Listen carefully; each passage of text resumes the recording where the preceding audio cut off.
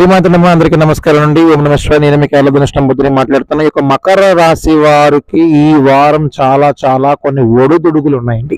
కాబట్టి కొంత అప్రమత్తంగా వ్యవహరించాలి. నూతన కార్యవర్గంలో ఏదైతే రాజకీయంగా వెళ్తున్నారో మంచి అభివృద్ధి రావడానికి పెద్దల సహాయ సహకారాలు అందుకొని ఉన్నత సీనియర్ అధికారులను సంప్రదించి ముందుకు వెళ్ళండి. అంతేకాకుండా పారిశ్రామికంగా, అంతేకాకుండా వ్యవసాయంగా, క్రీడారంగం, అలాగే సాఫ్ట్వేర్ రంగంలో ఉన్న వారందరికీ కూడా ఈ వారం చాలా అనుకూలంగా ఉందని చెప్పాలి. అంతేకాకుండా ప్రతినిత్యము కూడాను మీరు చేయవలసిన నియమం ప్రకారం దేవీ దేవతల ఆరాధన కనుక చేసినట్లయితే గనక ఈ వారం అంతా మీ అధికారుల నుంచి మంచి ప్రశంసలు అందుకుంటారు.